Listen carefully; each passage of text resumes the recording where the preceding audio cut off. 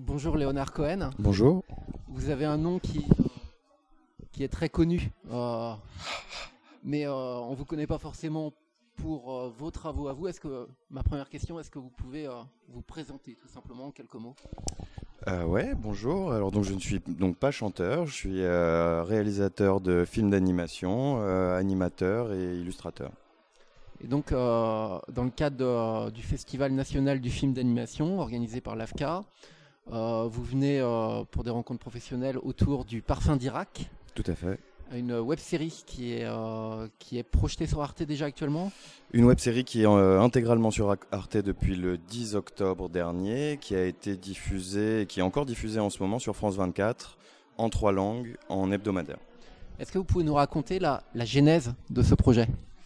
Alors en fait tout commence donc le Parfum d'Irak, c'est un témoignage, le témoignage de Ferhat Alani qui est un journaliste franco-irakien et tout commence avec les tweets de Ferhat, donc qui lassé de voir les retours très froids sur tout ce qui se passait en Irak et évidemment enfin des reportages nécessaires mais qui allaient toujours dans le sens de la guerre, a eu lui envie de raconter son Irak et sa famille, ses rencontres, ce qu'il y a vécu, comme je le cite parce que sa citation résume bien son idée. Il dit que raconter la mort est important mais que raconter la vie l'est aussi.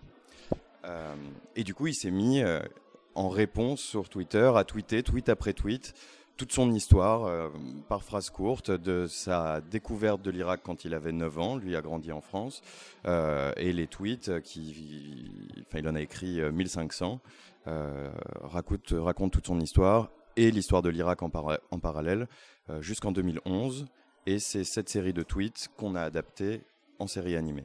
Alors comment cette histoire est allée jusqu'à vous? Vous étiez abonné à son compte Twitter? On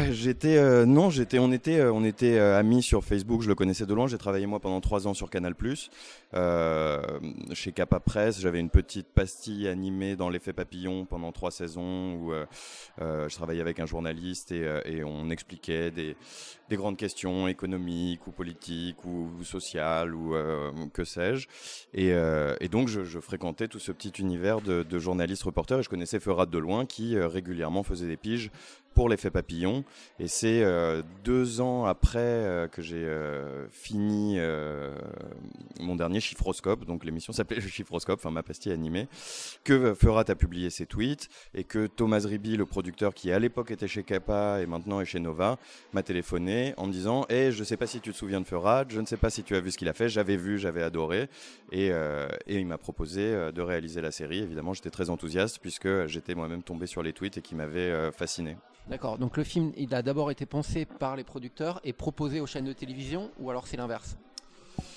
Alors d'abord Thomas m'a proposé d'en faire quelque chose, on a écrit un petit dossier, on est allé voir Arte qui semblait être le diffuseur de prédilection parce qu'ils produisent ce genre d'objets un peu hybrides et que enfin voilà, il nous semblait que c'était la cible idéale.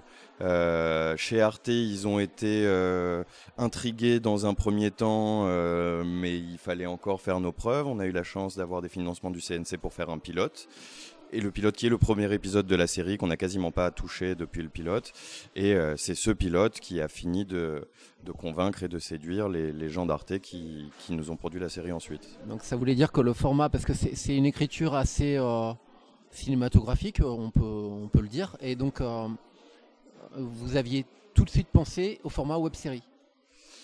Il y a eu pas mal de tergiversations pour savoir si on allait le diffuser sur la chaîne d'Arte ou non. Mais enfin, on a tout de suite trouvé que l'animation, en tout cas, était un excellent médium pour traduire ce qu'avait écrit Ferhat avec tout ce que ça permet comme liberté, comme métaphore, comme onirisme et ce genre de choses. Et s'est posé le problème de la case qui se pose souvent à la télévision. Et le web et Arte a été très intelligent très tôt sur la question du web et parce qu'en fait le web ouvre des portes que la télé n'ouvre pas, parce que sur le web il n'y a pas de cases, quoi. On peut y faire ce qu'on veut et donc du coup cette série a trouvé sa place naturellement sur le web d'Arte. Ouais. Alors, on va y revenir un petit peu tout à l'heure. Une petite question néophyte, mais vraiment. Quelle technique d'animation vous avez utilisée et quelles sont les techniques d'animation que vous maîtrisez, vous? On a utilisé que des techniques d'animation que je maîtrise moi, pas on va dire au niveau de l'excellence d'autres et notamment des animateurs qui ont travaillé avec moi sur ce projet. Et c'est de l'animation exclusivement 2D. Avec avec un petit peu de fausses 3D faites sur After Effects, et donc c'est un mélange d'animation traditionnelle image par image et d'animation 2D numérique. Voilà, je sais pas s'il est utile que je et développe. pour l'animation 2D, c'est quel logiciel du coup? TV Paint. D'accord. Moi j'y connais rien du tout, hein. Je vous pose vraiment cette question. Pour les animateurs, TV Paint et After Effects ont été les deux logiciels. Ce qui est assez frappant, c'est qu'il y a une voix, ça pourrait presque être un feuilleton radiophonique également. Les images, elles viennent accompagner, elles viennent appuyer le propos. Et donc la question, c'est comment vous avez travaillé, vous, pour retenir et composer les différents visuels, mais aussi les différentes animations, parce que c'est très précis finalement. On avait déjà toute cette matière pardon, qui était contenue dans les tweets. Il y a eu un gros travail de réécriture parce que les tweets étaient eux-mêmes extrêmement descriptifs puisqu'ils n'étaient pas accompagnés d'images, et donc il a fallu réécrire pour l'écran et pour la mise en scène, retirer beaucoup de ces descriptions pour laisser la place à l'image.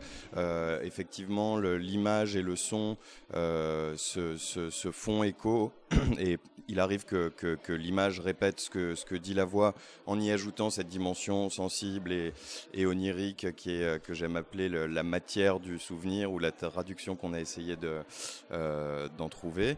Et après, ça a été de fonctionner beaucoup par image, par métaphore, et sur la narration et le rythme, j'ai depuis toujours cultivé une façon de travailler assez musicale, je dirais. Je monte beaucoup sans regarder les images. Je fais beaucoup attention à la mélodie entre le son et l'image, comment l'image va rebondir sur la voix et vice versa. C'est un travail d'équipe, forcément, vous n'avez pas travaillé tout seul? J'ai pas mal travaillé tout seul. Sur la partie animation, j'avais une équipe. Moi, je n'ai animé que le pilote. Et une fois qu'on est parti en prod, on a pu du coup former une équipe d'animation. Mais j'ai fait tout le design graphique, la bibliographique, les storyboards pour lesquels je me suis fait, on va dire, revoir et corriger par une amie qui est très très forte en mise en scène et en découpage. Ensuite, les premières équipes sont rentrées au moment des animatiques, puis une équipe d'animateurs, évidemment les musiciens et les sound designers, qui étaient les musiciens dans la boucle quasiment dès le début, et les sound designers, au fur et à mesure, on leur envoyait les maquettes d'épisodes pour qu'ils puissent commencer à placer les sons, etc. Et là encore un travail d'équipe. Ouais. Et là, c'est pareil, une question un peu de néophyte. Le réalisateur, dans ce cas-là, il se transforme encore plus qu'au cinéma en chef d'orchestre. Vraiment, vous êtes... Ouais, pendant la production à proprement parler, moi j'avais un peu le couteau sous la gorge parce que je devais produire tous ce qu'on appelle les layouts, donc les images fixes de référence que je livrais aux animateurs. Et après, effectivement, c'est beaucoup de discussions pour trouver le bon ton, le bon rythme avec les équipes avec qui j'ai travaillé. Ouais. Le parfum direct, du coup, c'est un sujet qui est très fort, avec une narration qui est au cœur même du projet. On a des regards qui vont afficher au niveau des personnages, le regard au niveau des personnages, au niveau du graphisme, mais aussi dans la voix, on sent la tendresse, on sent la curiosité, la voix elle accompagne, elle amuse. Et c'est un peu la question que je vous posais tout à l'heure. Est-ce que le texte, il vient toujours avant les images, ou est-ce que du coup vous avez fait une écriture un peu plus sur une façon de faire plus cyclique, où vous travaillez le texte, vous mettez les images et puis vous retravaillez le texte après pour adapter par rapport au... Alors il y a eu pas mal d'allers-retours, mais effectivement le texte vient en premier et moi j'étais très inspiré par la forme des tweets, parce que cette manière d'écrire très courte donnait une forme littéraire au récit qui déjà je trouvais exprimait très bien cette matière du souvenir, les détails sur lesquels on se focalise, ou les grands plans d'ensemble, le fait de passer assez rapidement d'une idée à la suivante, et donc tout ça a beaucoup nourri ma façon de raconter visuelle. Il y a eu une première étape qui a consisté à réécrire en plantant des graines de mise en scène, en se projetant un petit peu en mise en scène. Puis le storyboard a entraîné de nouvelles modifications sur le texte, puis les animatiques ont entraîné de nouvelles modifications sur le texte, et le texte on l'a retouché quasiment jusqu'à la livraison. Mais effectivement le texte précède l'image sur ce projet. Et le format 3 minutes, c'est un format hyper court. Est-ce que ça vous a obligé à soigner la dynamique du coup ? Encore une fois, il y avait beaucoup, surtout quand on travaille sans séquence dialoguée en voix off, c'est encore une fois beaucoup une question de musique, et le choix de format très court nous a semblé aussi pertinent, parce que encore une fois c'était un bon équivalent de cette manière de raconter très lapidaire qui était le récit initial tel que écrit par Ferat, et ça nous a assez rapidement semblé évident que voilà ces petites pointes dans la vie et dans les souvenirs de Ferat se traduisaient assez bien en petites pastilles courtes. Pour prolonger un peu cette question-là, dans pratiquement chaque épisode, ou peut-être pas tous, mais en tout cas dans pas mal, il y a des photos, des vraies photos qui apparaissent vers la fin de l'épisode. Ça faisait partie du concept dès le départ, ou c'est pareil, c'est un élément qui est venu s'ajouter ? C'est aussi venu assez naturellement. Le récit en tweet initial, quand ils ont été rassemblés pour la première fois, s'accompagnait d'une photo en bandeau en haut qui était très, très touchante, qui est la photo du pilote, où on voit Ferat avec sa cravate, avec sa famille à Bagdad. Et du coup, ça... Enfin voilà, le côté très émouvant de voir les vrais gens derrière l'animation nous a semblé séduisant. Ferat, il se trouve, avait des photos dans sa collection de photos de famille, quoi, on va dire, et donc il y avait cette envie, premièrement, de cette émotion-là, deuxièmement, de réancrer le récit dans le réel, et d'appuyer sur le côté très personnel de ce témoignage. Et du coup, comment vous avez travaillé avec lui ? Principalement à distance, parce que quand ce projet a commencé, moi je vivais encore en Californie, lui vit à Dubaï, et Thomas, qui est le producteur qui nous a réunis, lui est à Paris. Beaucoup d'échanges, beaucoup de conversations. Quand on a dû choisir quelles histoires on racontait à l'intérieur du récit en tweet, qui couvre beaucoup plus d'anecdotes que la série, Enfin, nous, n'étant pas allé en Irak, étant un peu comme tout le monde, informé, mais pas plus que ça, et avec ce regard extérieur, des gens qui comprennent vaguement que bon, les gens s'entretuent, c'est la guerre, ok, les chiites, les sunnites, ces histoires-là, on admet certaines choses sans complètement les comprendre, et du coup, on avait énormément de questions à poser à Ferat, et je pense que la série fait aussi très bien ce que Ferat a fait avec nous, qui est en incarnant ces histoires, nous les faire comprendre d'une manière beaucoup plus directe, parce que on a tous un papa, un tonton, un cousin, et du coup voilà, tous ces enjeux culturels, sociaux qui nous semblent très loin de nous, à travers les histoires de Ferat, nous semblaient beaucoup plus faciles à comprendre. Enfin voilà, la réalité de la région, et pour finir de répondre à cette question, du coup dans toutes ces conversations ont émergé d'autres histoires qui n'avaient pas raconté, qu'on a nous raconté dans la série. Voilà, beaucoup des heures de conversations et d'échanges d'emails et de questions sur questions, et voilà. Alors ce sont ses mots à lui, mais est-ce que c'est sa voix ? C'est sa voix, tout à fait, c'est sa voix. Pour raconter cette histoire-là, si vous aviez dû le faire sans utiliser l'animation, vous pensez que ça aurait fait Non, ça aurait tout simplement pas été le même projet parce que voilà, encore une fois, ce qui était important pour nous dans ce témoignage, enfin dans cette manière de raconter ce témoignage, c'était qu'on faisait pas un reportage, on racontait pas le conflit, on racontait l'Irak d'une autre manière et c'était encore une fois, je vous l'ai dit, dès le départ, dès les premiers textes de Feurat, il y avait cette dimension extrêmement sensible et l'animation était une espèce d'évidence pour trouver une traduction de. Enfin voilà, quand je dis sensible, c'est sensoriel quoi. Enfin ça s'appelle le parfum d'Irak. Feurat dit souvent qu'il a une mémoire très olfactive. Il est question de regard, d'odeur, de sourire, de souvenirs, comment on appelle ça, fragmentaires. Et l'animation offre une palette d'outils que la prise de vue réelle n'offre pas forcément. Donc ça aurait été réellement un autre projet si ça avait été un film, quoi. Je ne sais pas si on aurait pu trouver un équivalent cinématographique.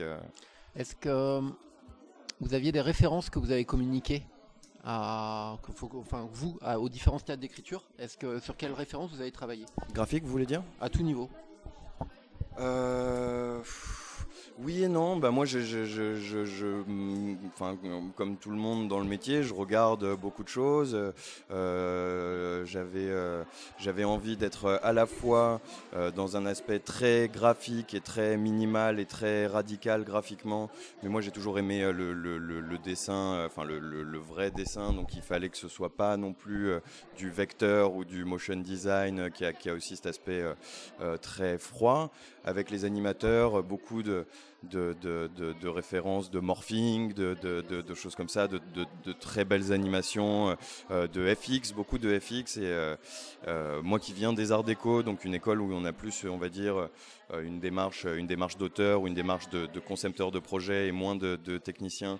J'ai découvert en travaillant avec des gens des Gobelins que comment dire, pardon. La discipline maîtresse en animation, c'est l'animation des personnages et l'acting des personnages, alors que moi j'étais réellement fasciné par les effets, les transformations et tout ce qui me semble que l'animation peut faire, que d'autres médiums ne peuvent pas faire.